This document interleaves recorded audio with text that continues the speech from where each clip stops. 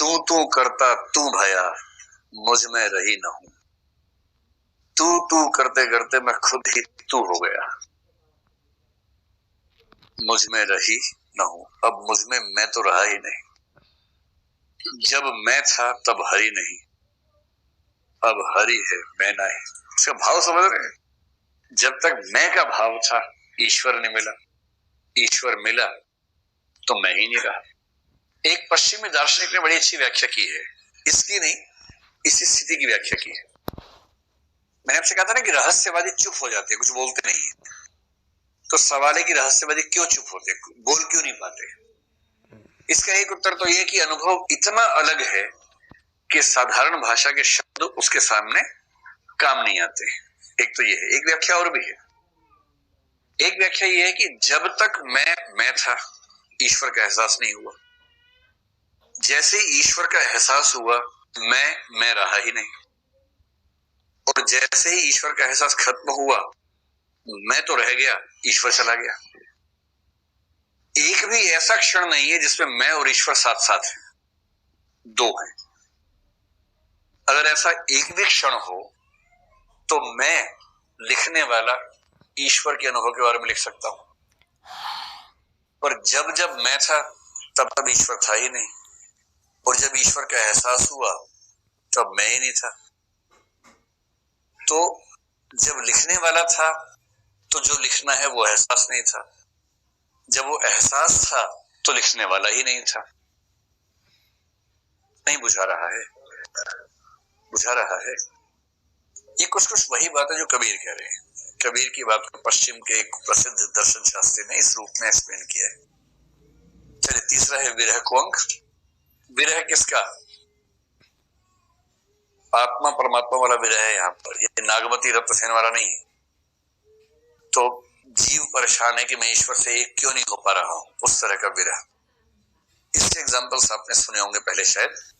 सुखिया सब संसार है, खावे और सोवे, दुखिया दास कबीर है, जागे रोवे। जानते हैं आप इसका मतलब।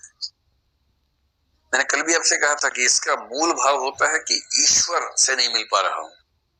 कुछ लोग इसको सामाजिक सेंस में भी ले लेते हैं, लेकिन इसका मूल भाव आध्यात्मिक सेंस में। दूसरा, अंखड़ियां झाई पड़ी, पंथ निहारी निहारी, जी हड़ियां छाला पड़िया, राम पुकारी पुकारी। ये भाषा कहां से प्रभावित है? एक फिल्म आई थी जिसमें सनी देओल एक ट्रक चलाता था। गदर एक प्रेम कथा है ना। उसमें एक गाना है जिसमें एक शब्द आता है जिंदड़ी। याद है? कौन सा गाना है?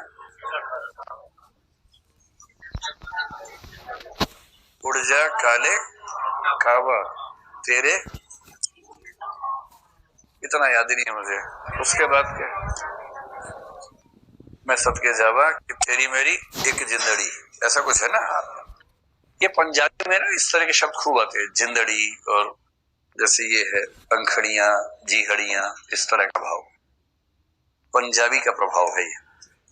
तो क्या मतलब है? अंखड़ियां झाई पड़ी, पंथ निहारी निहारी। आंखों में झाइयां पड़ गई हैं, रास्ता निहारते निहारते। कब मिलेगा ईश्वर, कब मिलेगा? झाई पड़ना क्या होता है? डार्क सर्कल्स हो जाते हैं आंख के नीचे। उसके लिए कौन सी क्रीम लगानी होती है फिर? नहीं पता। ये ठीक ठाक समस्या रहती है युवाओं में।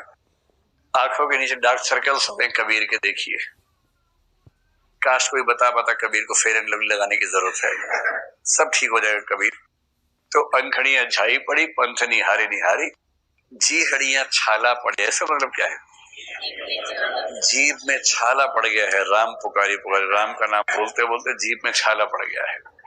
ये सूफियों का असर है। इनकी जीभ में बहुत छाले पड़ते हैं, दिल में फफोले हो जाते हैं, दिल के टुकड़े टुकड़े करके मुस्कुरा के चल दिए। ये इस तरह का जो भी आएगा ना, इसको फारसी प्रभाव कहते हैं। नागमती का तो ऐसा दृश्य आने वाला है कि आप भागे जाएंगे सुन के। मैंने बताया था एक बार आपको। हे भगवान, कैसा वर्णन करते हैं। उसको ऊहात्मक वर्णन कहा गया। इस बार सवाल उस पर आया यूपीएससी में, उसी शब्द पे सवाल आया इस बार, ऊहात्मकता पर। क्या था कि तोला मासु रहा नहीं दे रहा देहा, रकत न रहा विरह तन जरा, रति रति हुई नैनन ढरा। पहला हिस्सा भूल गया मैं उसका, सेकंड से ध्यान न रहा। अच्छा पता नहीं, आएगा पद्मावत में आएगा कि देह में एक तोला मांस भी नहीं बचा है, रक्त नहीं बचा है, विरह में सारा सूख गया है, एक एक बूंद करके आंखों से सारा रक्त बहा है बाहर। ये नाई का है।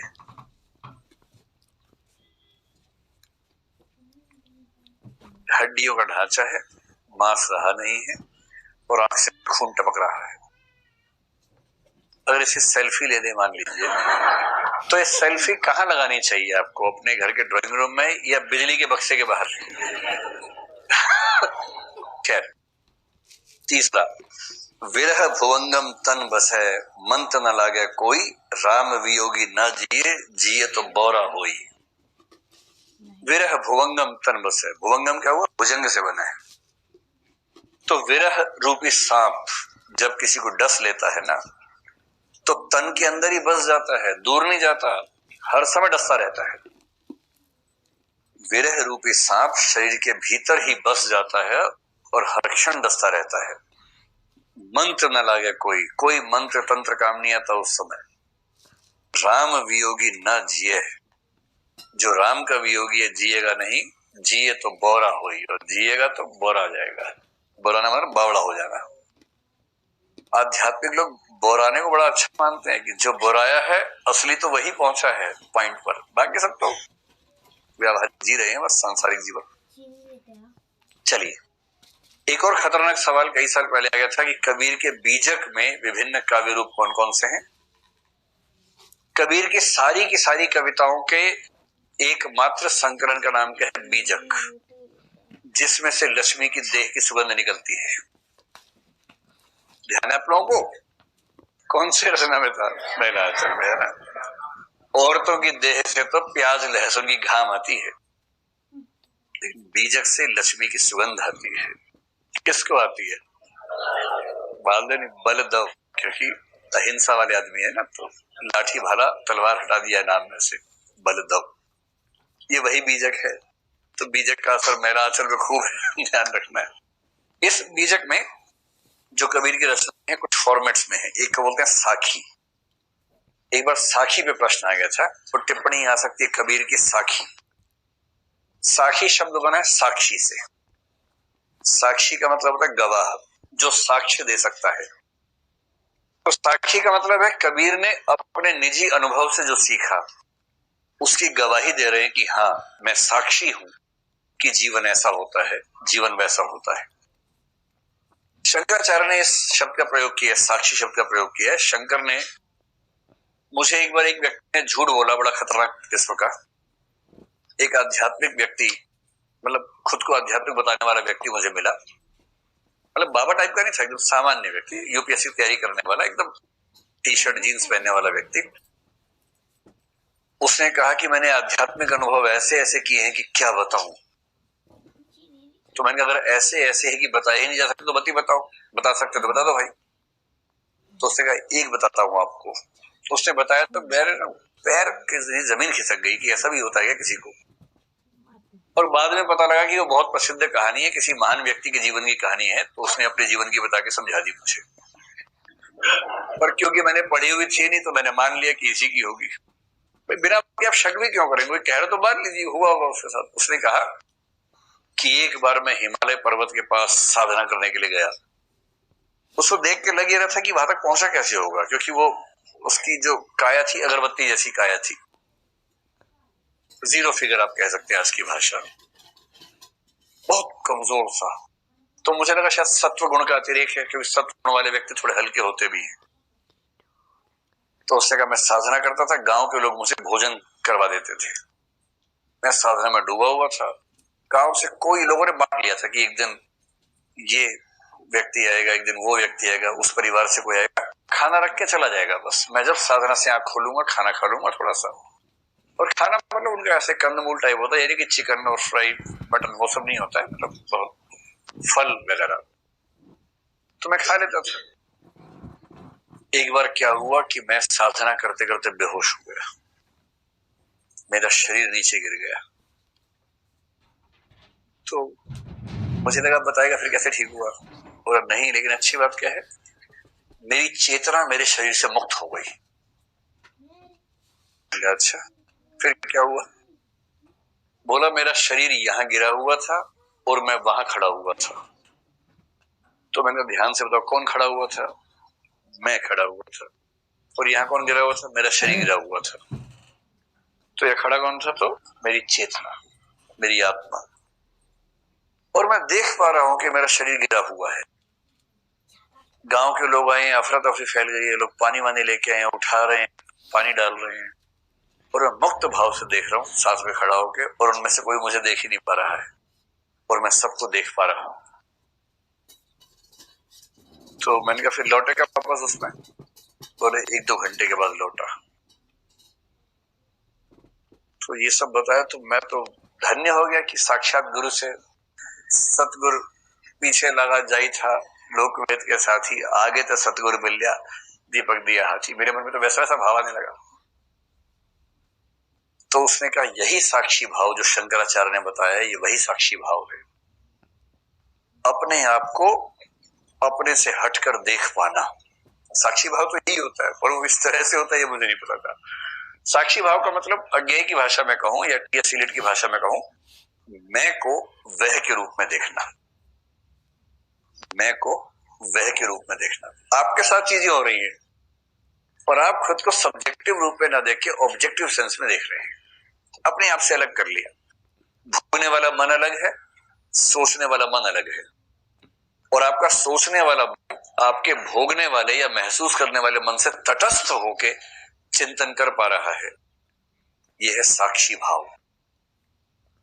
ये बार मैंने कहा था, इलियट ने कहा है, there is always a separation between the person who suffers and the person who creates, and greater the separation greater the poetry या टेक्स्ट।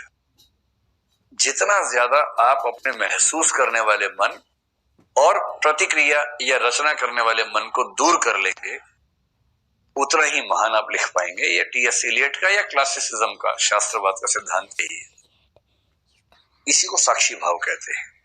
असाध्य वीणा में दिखेगा। जिस व्यक्ति की बात मैं कर रहा हूं वो व्यक्ति बहुत बड़ा झूठा था, मक्कार था, क्योंकि बाद में किसी किताब में पढ़ा, शायद विवेकानंद जी के बारे में उन्होंने अपनी जीवनी में लिखा है, आत्मकथा में लिखा है कि उनके साथ ये घटना हुई थी। शायद कौन थे मुझे ध्यान नहीं, किसी महान व्यक्ति के बारे में था, और ठीक यही घटना एज इट इज लिखी हुई थी।